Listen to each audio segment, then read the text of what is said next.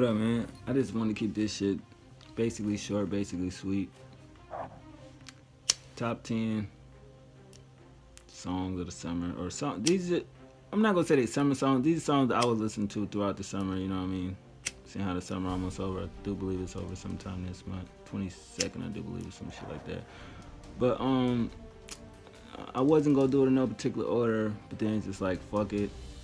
Now a lot of these songs you may not like, you may not be into. You probably don't even have them in your phone, playlist, whatever the case may be. This is a basic video. I just feel like shooting the shit. You know what I'm saying? As soon as I walk through the door, fuck it. I just want to shoot it. So yeah, let's get into it. Number 10, being 100 with y'all. I got onto this song very late. You know what I mean? It's Mano with Heard You. You know what I mean? I don't know how it missed my radar. I mean, I do remember it was on some project, but you know how you listen to something, you don't really catch it then.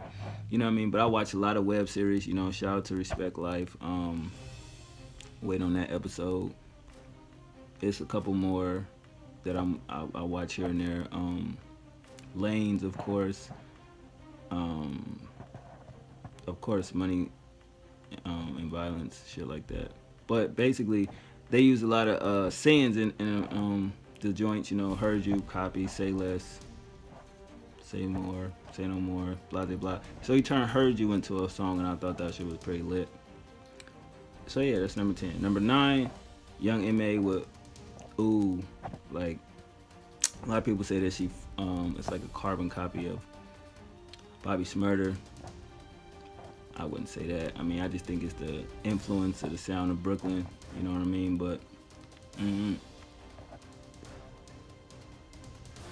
I fuck with the song, you know what I mean? I actually, everybody know who she is from her Chirac freestyle she did a couple years ago. And I remember posting that shit on my Facebook, like, yo, she got bars. I thought Jeezy shit was hard. Her shit was hard. But then you kind of find out it's a verse. She actually did a whole song with other, you know, people from her hood and shit, but her verse stood out the most. And it was very controversial. I was like, oh, it was very controversial.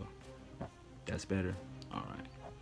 And I may do a video about this. I was sitting here thinking about this shit earlier. My number 8, Wiz Khalifa featuring Lil Uzi Vert, Pull Up. That shit just crazy. Like, you know, when I heard that shit, I was like, ah.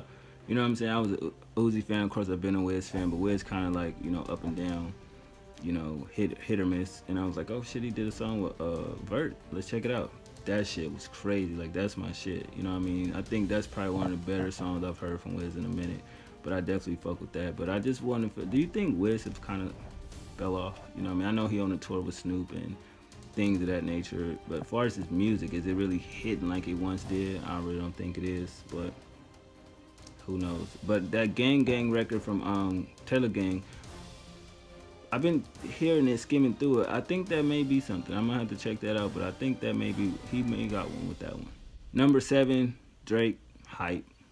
Yeah, I mean, I know the album came out before the summer hit, but I don't know.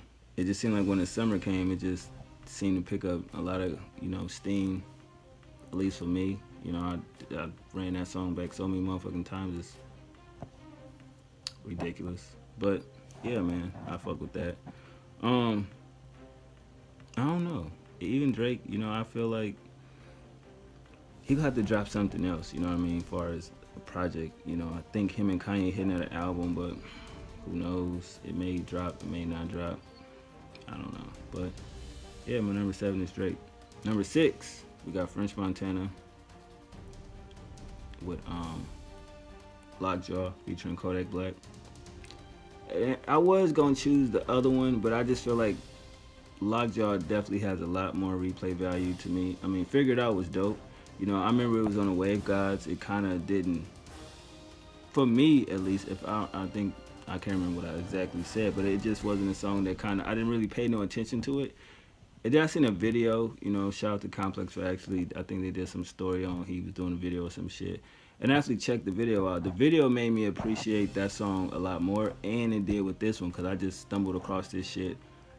Yeah, I wasn't really paying attention to French music like that, you know, and I just seen this shit because Kodak Black Buzz was there. So I'm like, let me check this joint out, you know what I mean? The video, of course, and it was dope.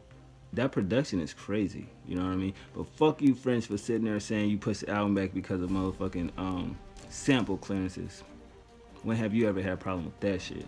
But you didn't have a buzz, but I don't think you need a buzz. I think you French Montana, you know, you come with the hits here and there, and I think people gonna fuck with it. I don't think that you're gonna sell fucking million copies of an album, no, but to just say that it was because of sampling issues, sure. But anyway, my number 5 go to Logic with Flexecution. That shit was just fucking crazy. You know, when that first dropped, that shit was out of here. I guess shit was bananas, like, Jesus.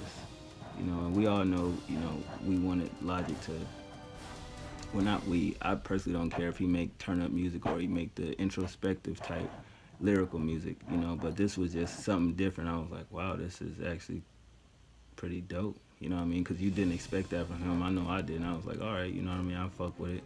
Definitely a good song to get you hype and shit. If you going to the gym, club, or whatever you doing, wherever you going, it's a good song for that shit. So that's my number 5.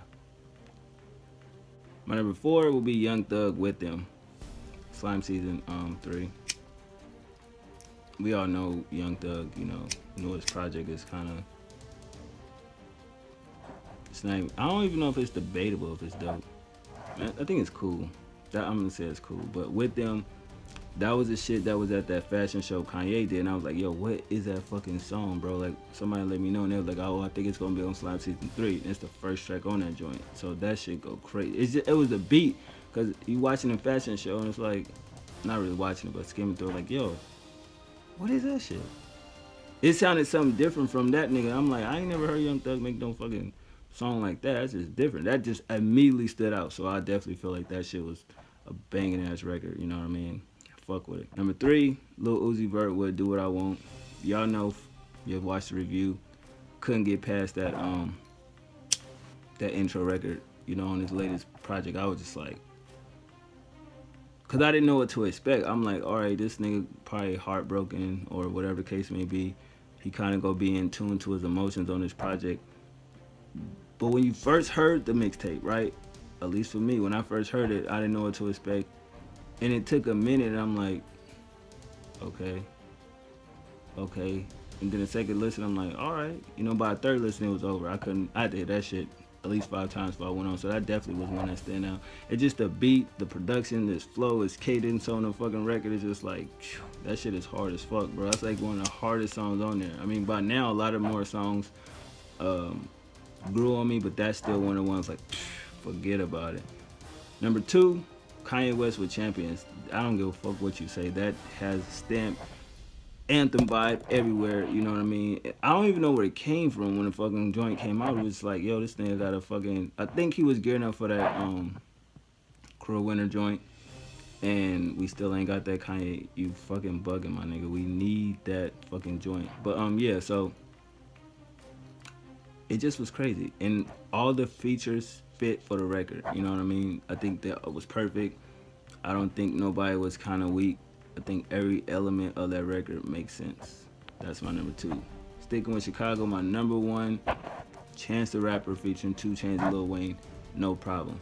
When you heard Chance 3, you automatically knew that was gonna be the song of the whole project. I mean, he said some good things on the tape, as far as what people were looking for, as far as the more, you know, I guess party anthem type record. It was kind of that. It was similar to what Kendrick did with Be Alright. In a sense, no way, shape, or form am I saying those 2 records are equally, you know, compatible. I'm not saying that. I'm just saying the same type of vibe, you know what I mean, from what I got out of it, you know. But of course, y'all, the 2 Chainz and Lil Wayne verse, it's like, you can't compare that song to that song, bro. It's no, I'm not saying, I'm just saying it just was a dope record.